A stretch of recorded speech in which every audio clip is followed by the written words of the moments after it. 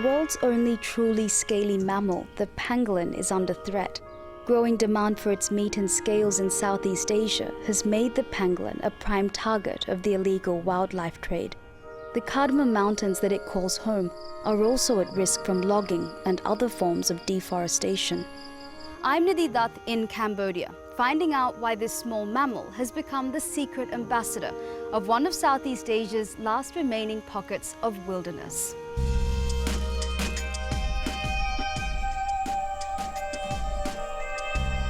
Phnom Tamao is a wildlife rescue centre, and all illegally traded wildlife that we confiscate, if we can't release it straight away, will come here. Pangolins are difficult to keep in captivity, so their needs need to be catered for. They eat only ants and termites, so we have to find them every day. The one we're going to see is the male that came in, confiscated by the Wildlife Rapid Rescue Team in Kampot, who needed surgery on his leg. We thought he would die for sure, and he's done fine. And you can see the amputated hind leg. Hello. These endearing anteaters are shy, nocturnal creatures.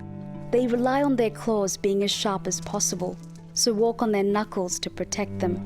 When faced with a predatory attack, pangolins snap into a ball, making the most of their hard scales for protection. So that stump, that's the results of a snare. Each pangolin has between 700 and 800 scales, and it's for these scales that they're hunted. Made from the same fibrous protein as human nails, the scales are ground up and used in medicine.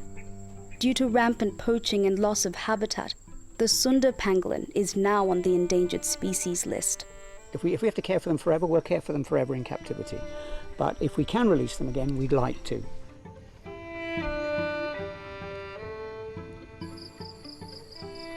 One of the best ways to start looking at the various issues of conservation and protection in the Cardamom Mountains is to start with the people who are really in charge of protecting it.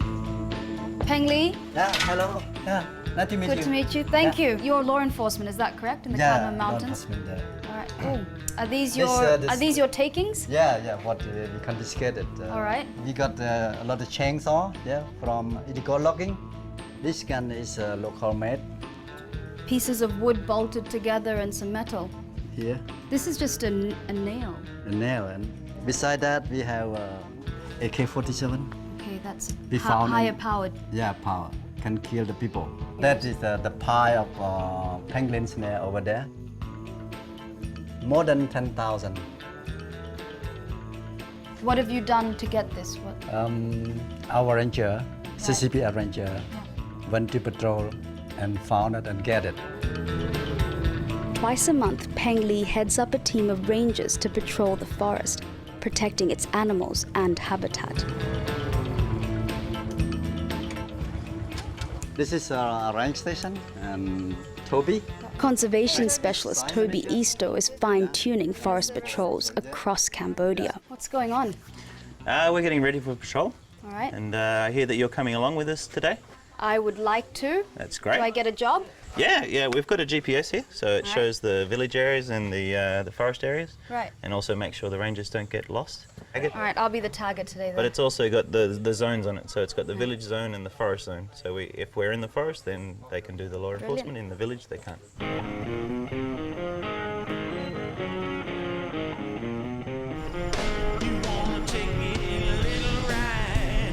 Each ranger spends at least 15 days a month on patrols that can take them deep into the cardamom forest.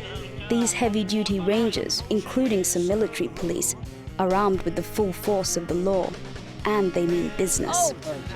We've actually got a track that seems that might hold some interest for the rangers. I've seen that there's a few branches down and someone's gone off the track and into the forest. That's a very discreet... Yeah, it's very hard to pick up. So he's seen the first sign, he's looking for a first snare. Anything that the rangers see, a little cut off into the forest, they'll check. This is a fence that the poachers have put? The poachers put there, they set up. Right, okay. They walk here, and the leg hit it, and then touch it, and it worked like that. It's trapped your fingers? Yeah, the finger, and hang up with the animal. When you found one snare, you may found at least 20, 30, up to 100 snare. what's the bigger picture here in terms of conservation and protection? Well, it's 1 million hectares of forest that's hardly been looked at. You know, there's new species to science still being found here. And we don't know, we haven't got time to do research because we're busy protecting at the moment. If we can protect it properly, then we can start to do research and see what's up there. The kind of flagship species that we talk about a lot to try and assist funding these ranges, so the Asian elephant and also the Siamese crocodile, which is critically endangered. And it's kind of like a secret ambassador to the pangolin. There's a huge trade for it here, and that's part of what we're trying to protect.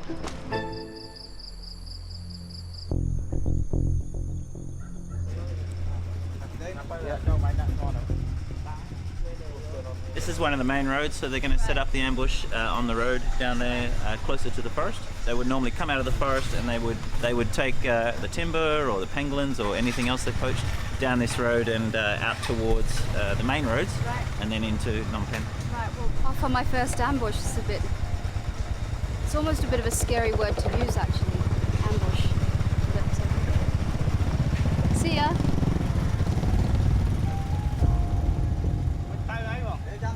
As well as patrols, checkpoints are set up along main roads in and out of the forest.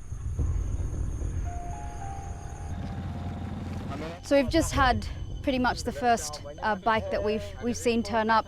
They've tried to make a run for it and drop something up the back. This is what they've dropped, and we're just about to open up the bag. Remember your arrest procedures. Get the guy sitting down, please.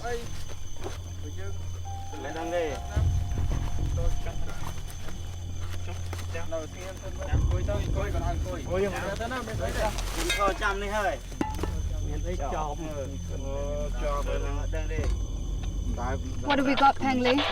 Fortunately, this time, it's not a pangolin. Common species. All right. So this is cardamom, Okay. which the mountains are named after. Under the forestry law, they shouldn't have any wildlife, so they'll sign this contract, and if they catch them again, then they arrest them. Why would they have collected a tortoise? They collect the tortoise for food. For food? Yeah. One of the biggest challenges is to get forest communities, some hundreds of years old, on board. The best way to broker long-term solutions in these remote areas is to negotiate agreements directly with villagers about what they need to build sustainable lives and what they can give to protect the forest around them. So far, these community agreements have financed agricultural equipment and education programs. This machine can help them to plant more crops. Yeah, that's what And they keep business here and not there. Not there. តែតែវិជ្ជាដល់ក្មេងហ្នឹងដើម្បីឲ្យការផ្សព្វផ្សាយបន្តហ្នឹងដើម្បីឲ្យដល់ពុកម្ដាយថាសារៈសំខាន់អំពីព្រៃឈើយ៉ាងម៉េចហ្នឹងបាទប្រាប់ក្មេងហ្នឹងថាផលដែលប៉ះពាល់ពីព្រៃឈើហ្នឹងយ៉ាងម៉េចការកាប់បំផ្លាញព្រៃឈើហ្នឹងយ៉ាងម៉េច Do you want the forest to be there when you grow up, and why is it important to keep it? ឃើញទីភាពស្អាតចង់ឲ្យមានសត្វហើរពេញព្រៃ Oh, because she want to see more wildlife in the forest. This is what we call negotiation for next year conservation agreement. And how does it feel in terms of, because law enforcement, people can be very scared sometimes when they hear law enforcement and see the rangers with the uniform. Is it scary, or is it good to know someone's there to help you? Yeah, they don't look too scary. បាទយើងមានឃើញមានការផ្លាស់ប្ដូរច្រើនដោយថាទី1 CI ជាមួយប្រជាជនឡើងមានចំនួនជាមួយគ្នាបាទហើយដូចជានេះលោកកុងហេងនេះគាត់បានលះបង់តាំងពីគាត់នៅមុខរបរដាក់តាក់ពង្រូលប៉ុន្តែឥឡូវគាត់បែរជាលះបង់មកឈប់ដាក់តាក់ពង្រូលមកធ្វើប្រធានសហគមន៍វិញយើងនេះជាភាពជោគជ័យរបស់យើង Mr Heng here. Yeah, Okay. he used to be a pangolin hunter and now he's joined with the community. He even lead the community to patrol. They know the tracks, they know the wildlife.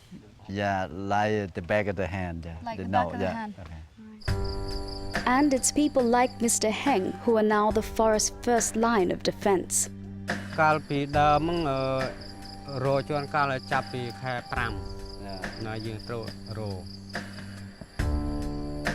នឹកឃើញថាបើសិនតែយើងអាចបន្តរកសត្វព្រៃតទៅទៀតគឺវាបាត់បង់កាន់តែច្រើន So it's time to use what you know to protect it. បាទត្រូវការពារវិញដើម្បីកុំឲ្យបាត់បង់ Despite this, when pangolins are released back into the wild, security is needed from the many poachers that haven't gotten the message yet. Okay, so how it has to happen today, the wildlife rescue team went in very early so they could come through here and get set up. And we're coming in after, so we're not connected to them. They were adamant that only 2 people go up today and that it be kept a huge secret inside the village there. If we don't do that, this release might not work, and then in the future people might just wait for the pangolins to be put there and then take them out of the soft release site. And that'll bring the whole program down. Please make sure that you don't talk about the pangolins or anything like that. We'll just say we're here to film the forest or something like that.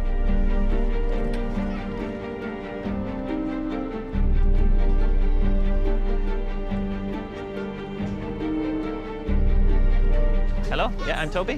You work with Nick? Yeah. Okay, can you take 2 people? We wait here for you to come back.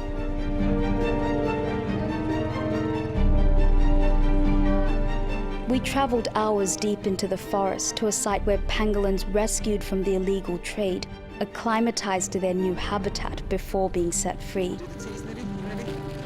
To stay one step ahead of poachers, this soft release has to be done in absolute secrecy. Just brought some pangolins in today. We've released them into their release enclosure now. Come and have a look at them. This is the first release of its kind in Cambodia. There they are. This is very cool. As soon as she sniffed the forest, she started waking up. She started becoming interested, and I've seen that so often with animals once. Smelling home. Yeah, they know the smell of the forest. They know where they want to be.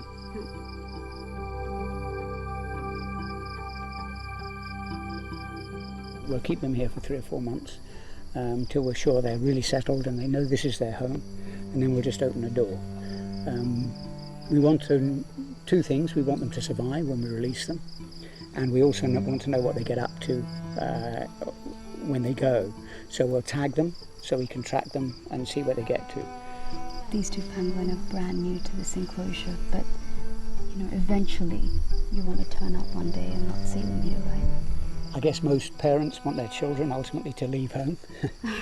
And I feel that actually this is a fairly new science, and it's something that we should be learning more about, because as forests get hunted out and as species become more and more scarce, we need to know ways of augmenting or putting them back into the forests once we've lost them. But that just makes what you're doing here just so much more important, I suppose. We need to start doing it before there's none left, not learn with the last few animals.